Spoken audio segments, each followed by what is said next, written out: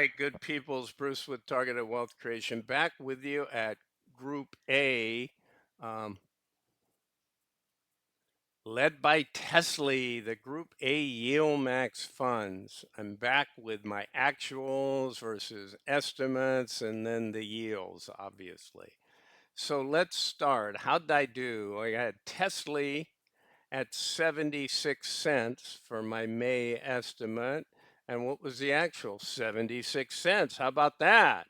I'll take that. And a nice 110.51. Now, guys, I had looked at the way they were collecting money, pulled some of their intraday trades, looked at their holdings. They were collecting money where I thought they could pay $1 or more. The issue got to be just simply the yield, right? And when you start looking back at what the back prices were, in January, their back price was 13.54 and they paid a 71 cent, right? So to get back to these dollar kind of payments was some time ago. It just simply, if they came out here and they paid $1, let's just plug it in. Let's assume for a second that it was $1. All right. 145. I'm not saying they couldn't. If they made 250, then I guess they'd pay $1. But when it's, maybe they made $1. I didn't finish what they actually made, but I'm guessing it's over $1. But I think 76 cents is still a good payment. Obviously, I sat down and thought about it and gave it my best shot. I've done that on others and haven't performed all that well. So, again, I'm not here telling you I'm a guru. I had them paying out $9 and I had them paying out $9.63 across all the group A's. They paid 9.34. So I'm still in that, I don't keep my estimates from the other periods, but that's like 96%. It's not that bad.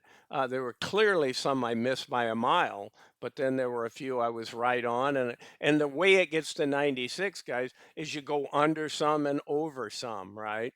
That's going to happen. Look at this, 21 cents for ARC. I had. They paid 31 cents, 53 yield. Not bad at all, right? I mean, this thing has just been beat to hell, right down to 760, but I'm not looking at a chart, but I think it was a lot lower. It may have even been in the fives. I'm not looking at a chart at the moment. All right, guys, Gooy. How did Gooy do? Well, Gooy, I was close on. I had them at 36. They paid, call it 35. It rounds up to 35. Close enough. 38.65 yield, guys. Not bad for Gooey. Xomo, Exxon Mobil, the oil company, you get a little dividend if you own the underlying, right? And probably a bigger dividend in time. 39.76. So I started here underestimating these, and then down here toward the end, these were the ones I plugged in first. Every one of mine was overestimating what they were paying. So it's good to see an underestimate, a close, and then another under. Look at this, Ybit. Okay, so guys, Ybit used to ride on Bitto, and I was very high on it when it came out. It disappointed me because it rode on top of Bitto, and even the fund manager when they launched, Bitto wasn't that high a yielding when they selected it, right? Bitto itself didn't pay that much the first year or so that it was out. It was paying like a nickel. And then it started paying dollars and all that, and it started doing a lot better. But if you look at Bitto also, they've never really been able to recapture. Bitcoin has gone back up, when it was at 108 before, it was all new highs. Heck, last March in 2024, Bitto was $33. I mean, Bitto is like $22 now, and it's been much, much lower. So, Bitto wasn't the answer. Ybit is a little better. But, depending on how they manage these funds, really, so far, the best managed fund I've seen has been Misty um, in the Yieldmax funds. Pulte doesn't do bad, but Misty probably did the best of all the ones. Coney was really in the tank there for a while. It seems like it's getting a little better. I just put one out. All right, crash or crush, right? You're going to crash that car. Okay, that's the inverse of Tesla. I had 31, they paid 31.53. Nice yield, 70% yield. I did mark your real big yields, your 110, your 100%, and your 91%. Ulti is, up there when crypto's doing well. But if they could just get their NAV up, I would take 50% yield if they could just hold their NAV flat. But I hate it. I really just hate massive NAV erosion. I mean, $20 down to $6. They're just, I know they were going to fix it. They were going to, they haven't fixed it. I mean, it's a high yielder, but it's got a high NAV. So some people don't mind. All right. So Snowy, right? I call it Palantir Junior because it's not quite up. The framework's not as sophisticated, but it's in that AIP area of AI software expertise. 78 cents. I had them paying 92, to be honest. They kind of disappointed me. Look at this, though. 64% IV. They paid 62, rounded to 63. So people ask sometimes, how do you come up with your numbers? Well, there's really three ways. You can just go by yield, right? What is their, sorry, you can go by their IV, which talks to you how are the options priced. It's a formula for understanding the pricing to the option, which all has to do with volatility, which is why IV stands for implied volatility. And typically you go out and you look at a 30-day average. You don't want to look at a year because it's like looking at a chart. This chart of some stock goes up on average $3 a day, but there's period of times that it goes up $20 a day. Well, if you're at the wrong focus, so 30 days usually works out. The second way to try and understand these is go back over here with the changes in place. So we know what the April price was, right? What was the price the day before they were going to declare? So we see that it was 14.96.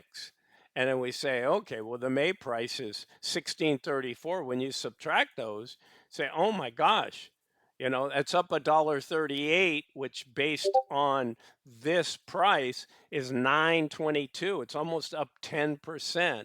And remember, most of these guys are monthly, right? So in a month.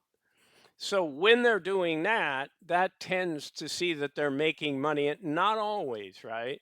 Just like with this is not Tesla's 30-day IV, but they earned a lot of money. So they paid out a good amount of money, which just happens to be based on their stock price. Now, it won't be long that Tesla's stock price is a lot higher. All right, let me get through these for you guys. I think some of you enjoy a little bit of this. TSMY, overpaid. I had them at 51 cents. They came in at 78.80. All right, Ymax, I was right on 18.19. This one I missed. The way you get Ymag is you go look at the group D, the previous group, and see what the two payers, and sometimes there's only a one payer in there, and use, a formula of like 80% of that because they only have 7 companies, right? And they're distributed across the A, B, C, D groups with 2, 2, 2, and a 1. I don't remember which one the 1 is. But when you see over the weeklies 9, 9, 10, 10, I went with 11 and a half, said, oh, things are doing better for Ymag. Well, they did a lot better. They're almost at 20 cents. All right. So feet and 5e are the Dorsey right, kind of targeted income, high distribution, but quality people kind of doing the management. I had $1.40. I had $1.30. They paid $1.44. They've been a high payer, 219, 190, 160. But look at this. They dropped in March when the market was tanking, 69 cents. So it was a little conservative versus, it was off by 15 cents. Now with 5e, it was the other way. They paid $1.270, $1.12, $1.60. I won $1.14, right in the ballpark. Well, I was 17 cents off on that. Not much of a yield, really, 33.25. These are higher price stocks, people. These are $47. Well, they were then. They're $36 and $38 stocks. So your yield's nothing to write home about. Lfgy, another disappointment. I had them at 76 cents with crypto firing. I thought for sure these guys would do about 11% up, right? Remember I gave you a couple of categories to look at? What's their IV? 75. So they underpaid their IV. They didn't seem to make the money, I guess, on this, and they disappointed. I mean, 64 is nothing to sneeze at.